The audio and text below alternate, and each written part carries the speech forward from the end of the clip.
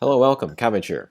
In War of the Visions Global, let's look at the shop, and then weapons and equipment, and then also good places to farm those blue memories and purple memories.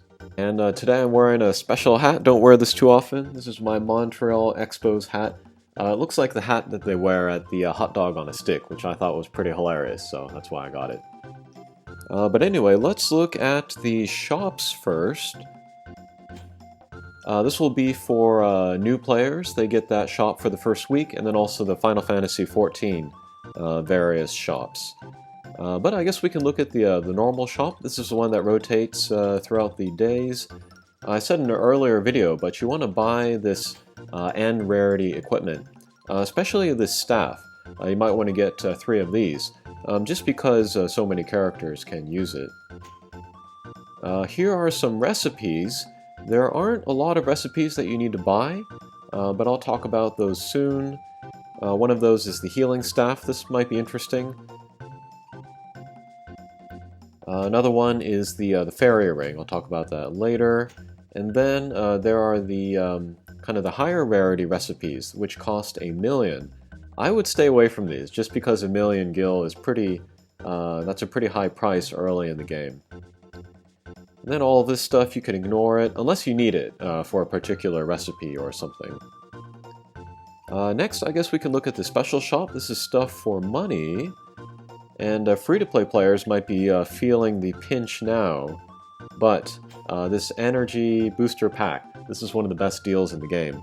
But you get 30 of these energy restores, and then each of those will give you 120 stamina. That's for $8. You can buy it 3 times a week.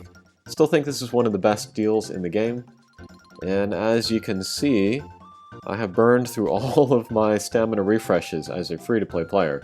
So pretty soon I'm just going to have to wait for natural refreshes of my energy, or I'll have to join multiplayer co-op missions. Next, let's look at the beginner shop. This is everything that I've bought. I bought everything actually, except for this one. I don't think I need these, but I might end up getting it anyway. Okay, next, the release commemoration shop. Definitely get the energy restore every day. 1M is not a lot, but better than nothing. And then Faint Memory Blue, get that, although I'll show you how to farm that in a second. And then these Rainbow Shards, and then Rainbow Orbs. You want to buy those as much as you can, whenever they're available for gold. And then shards for URs. You want to get this if Stern is your UR character that you're focusing on. If you don't have Stern, don't buy these, unless you're wild about pulling him in the future, and then working on him then. These Fragments of Thought, I would say skip these.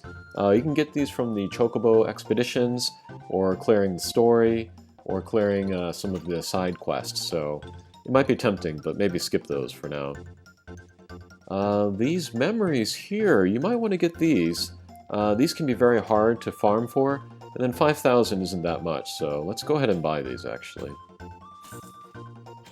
And we'll get Cleric, yes. Oops. Gilgamesh I'm not going to buy. There might be more winged ones in the future, but that'll be way, way in the future, so we'll skip those for now. Okay, and then these statues are also pretty rare. Yeah, I don't have any of these. These are kind of expensive. I would like to get these, but I'll buy them later, I think. Okay, next. Final Fantasy XIV Collaborative Shop. I talked about this in the to-do list for beginners, I think. But you want to get the Yashutura Shards.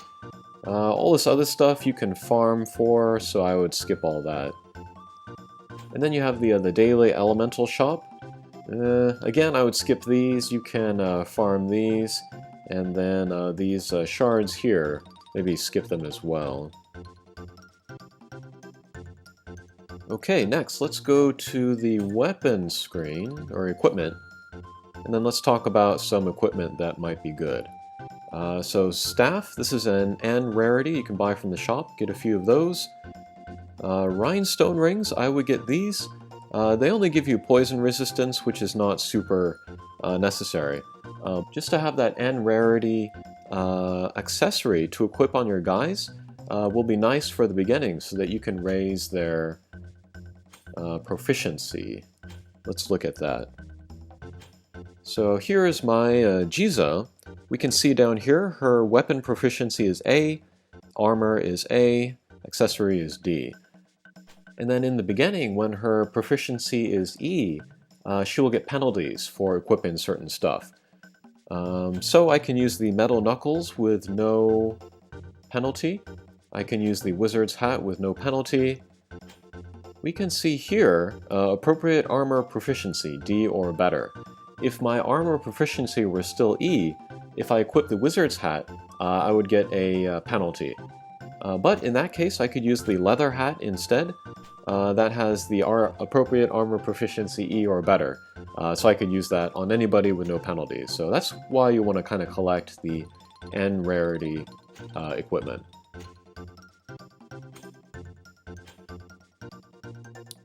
Okay, other interesting stuff.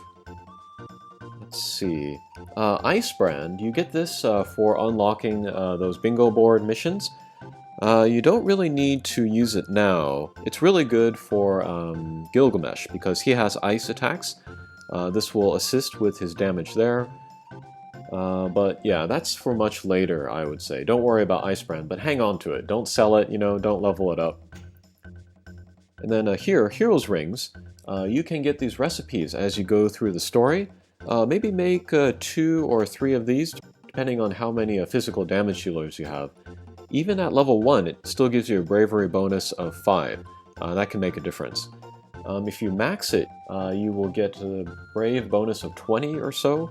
So that's a nice bonus, but just keep the level 1s for now. Those are good to have. And then there is Excalibur, of course. Get this to level 30 as soon as you can. What else is good? Okay, I think that's all I wanted to talk about there. Next, let's look at stuff that I can make recipes for, like which weapons and things should you use the recipes to make. One that I would recommend against is the Iron Rod. This seems attractive because, it can be used by all of these characters, raise your magic. But that staff that I just showed you, this can get a higher magic value for much less work, so definitely get the staff instead of the iron rods. Otherwise, what else is good? The healing staff, this might be interesting. The magic value is not super high, but even though we can't see it here, one of the equipment abilities is Cura. So any character that you put this on, they'll get the Cura spell, and so you can do some healing. White mages, of course, won't need this, because they'll have Cura there anyway. But maybe like green mages or something, you could put this on and then get that healing. So healing staff might be interesting. It also looks cool in battle. Fairy ring you might want to make. This gives you silence resistance. That could be good for your magic users. And that might be it, actually. And then, let's see. Here, I made the wizard's hat. And then the reason why you want the wizard's hat is for evade. When you craft equipment, it will get a certain type. And then dodge, that's going to be the type that you want to aim for when you craft the wizard's hat, because you can get an evade of 12. And then the nice thing about crafting the wizard's hat is that all of the other stats are so low that if you max out the evade, even before you get to level 50, you can just stop there and then save yourself some materials. In my JP account, I have a wizard's hat at level 30, but it has max evade, so I don't need to worry about leveling it up anymore. Evade is not super important right now, but later on in Arena, PvP, it will become semi-important. And then because anybody can equip this, you can add some defensive capabilities to your weaker characters, like magic users or people like that.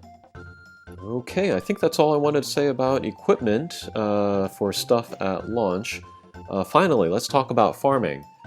Finally, let's talk about farming for those memories. Let's see, yeah, so blue memories, and then later, purple memories. I don't think I have anybody that can used those yet.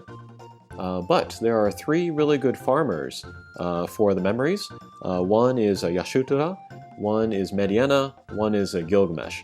And then the reason why those three are good is because they have attacks that can hit a range of 5 across and then 5 back. Because there are certain missions in the game where all of the enemies on the entire field are all kind of packed together. And so if you use these skills, you can take them all down in one shot. And that will really, really speed up your farming.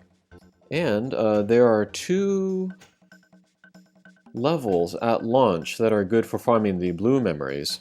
One of them is False Accusations here.